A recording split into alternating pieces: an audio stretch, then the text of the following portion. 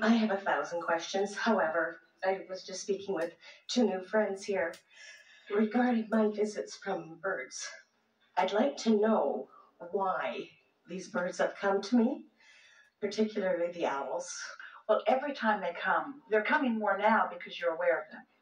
And it's very exciting when you begin making the association. I've been talking a lot about getting into the receptive mode, but there are so many people who are not in the receptive mode who really want something more tangible in order to trigger their awareness of the relationship between non-physical and physical. And so the reason that birds make such really good messengers is because they're so plentiful. There are always birds around, and they are always in the receptive mode. So when Source, or someone that you know who has made their transition into non-physical, sends an intention to you that you can't receive, very often a bird nearby does receive it and carries the message or just wants to get your attention. That's what I feel. Yes. And the reason the owls are coming is because you may be associating them with wisdom, or even with Solomon, as in the Sarah books, which are something that are part of this work.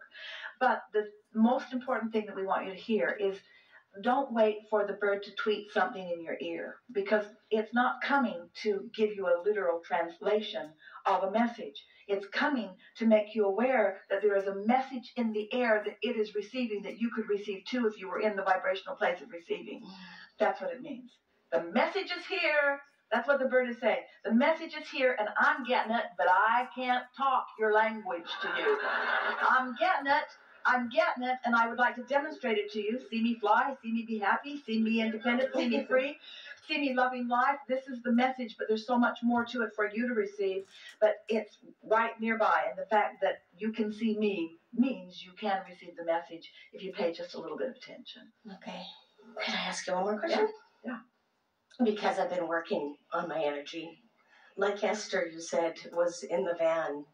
And sometimes I get that feeling now where I feel I'm more balanced. So I'm just wondering, am I feeling more balanced? You are. You are. Oh, thank God. Because I was worried I was not doing enough. Or the fact that you're working on it makes us want to encourage you to relax a little bit in it. But here's a good question that you could use to focus yourself into some interesting and satisfying conversations. Say to yourself, or say to your inner being, I believe I'm in the receiving mode and I'm listening. I believe I'm in the receiving mode and I'm listening. And then don't be demanding of it coming immediately. Just, I believe I'm in the receiving mode and I'm listening. Because, you know, the first translation that any of you begin to translate once you're in the receiving mode is an emotional translation. In other words, it's that feeling. It's the feeling of alignment. It's the feeling of connection. The words are going to come later. The words are further down the manifesting trail. But the fact that you're in the receiving mode and you're feeling good, and you're feeling that satisfaction. So then just focus slightly, ever so slightly, because you don't want to get your thoughts in the way of anything, like why is it not coming or why can't I hear? And just say softly, I'm in the receiving mode. I know I am. Can't feel this good and not be in the receiving mode. I know I'm in the receiving mode, so I'm just going to listen. Things always work out for me. And just let that be something that's on your mind all the time. You know when you're most in the receiving mode? When you're driving. When you're driving and not in concentrated traffic, but when you're driving, when the road feels open and you're sort of settled back in and you know it's going to take so much time to get from one place to the other and you just sort of settle in, there's not really anything else. That often is very conducive to being in the receiving mode.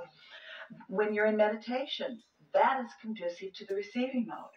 Right after meditation, that's conducive to the receiving mode. When you first awaken in the morning, that is so much the receptive mode. When you first wake up, just lie there for a minute. Don't hit the ground running. Just lie there for a minute and bask and acknowledge that you are enjoying your bed and allow yourself to rest in the receiving mode just a little bit and see what thoughts begin to come. And what's interesting is the thought may not be a mathematical equation that's going to solve world problems. In fact, we're pretty confident in telling you it's not going to be that.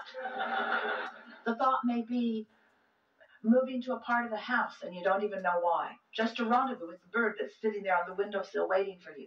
Or it might be deciding to eat something or call someone or any number of things. But whatever the thought is, when you feel pretty sure that you're in the receiving mode and you get an impulse, it's our powerful encouragement to you to follow through with that impulse.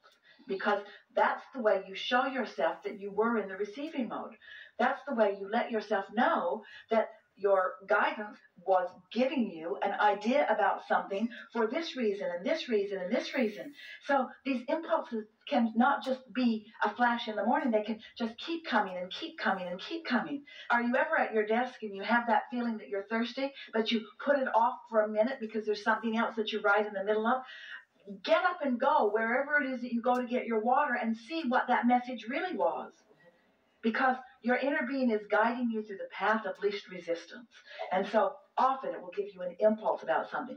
Just getting up and stretching your body. You think it's just to stretch your body. Sometimes it gives you a better vantage point of what's around. Also, we could write 1,000 books in 1,000 days describing to you all of the details of what your inner being is guiding you to and through and over and around in order to help you find not that end result, but that happy trail always on your way to another end result. And you notice how your nervousness has dissipated completely? It went completely away as you just listened and focused and really got in the receptive mode. And you know that you heard every single thing that we've said here, that it all resonates. That's how you know you're in the receptive mode. There's a resonating feeling. It clicks with you. You know the value of it, you see.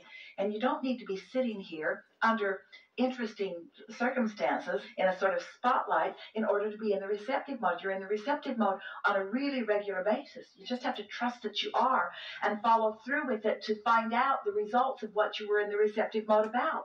How else are you going to know? How else are you going to come to trust? Oh, I had that feeling, and that feeling led to this, and I had that feeling, this feeling led to this. Esther had an impulse to call someone at the office yesterday.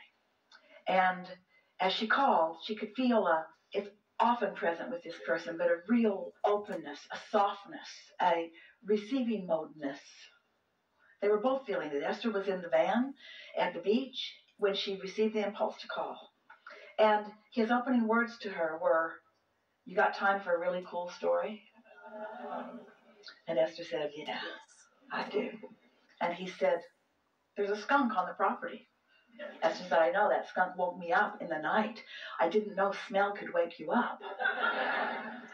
And he said, "Well, the skunk was around, and now it isn't, but it was, and now it's not.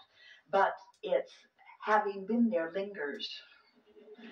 So he said, "So I opened my doors, the back door and the front door of my office, to the outside. And I was just sitting there, and a red cardinal hopped right into the office, hopped right in on the floor. And he said, 'I know it's my mom. I know it's mom. I know it's mom.'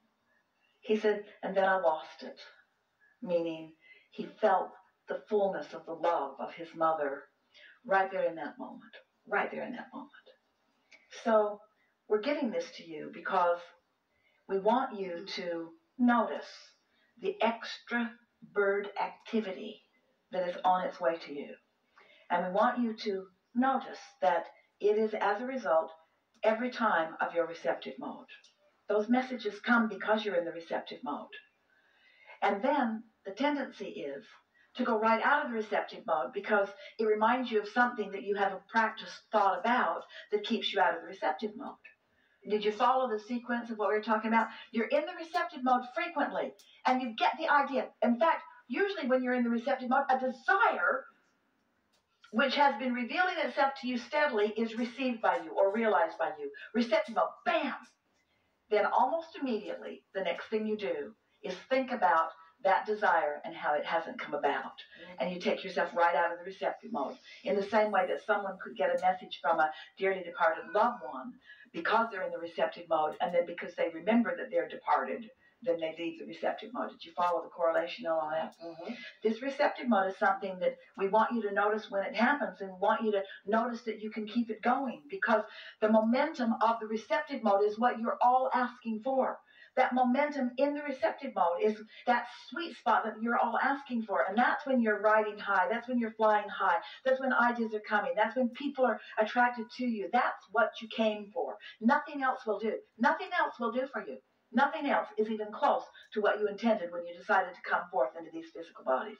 You said, I'll sift and sort through contrast and I'll launch rockets. But you said that knowing that it would be very quick and it wouldn't be something that would consume you. You never expected to be stuck in step one. You knew that step one would happen and it would launch rockets of desire and that source would take it from there and that this vortex would bubble up into something that you could, if you were in the right frame of mind, receive. So life really begins conscious creation. Oh, not said this before. You are asking for it. So there's creation, which just happens. People are creating by default all over the place because they don't know what they're doing. Conscious, deliberate creation begins with step 3, the receptive mode.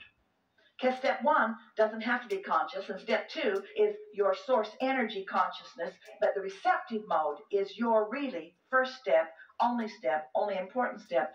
Getting into the receptive mode is all that matters in order for everything to then progress in the way that you've intended it.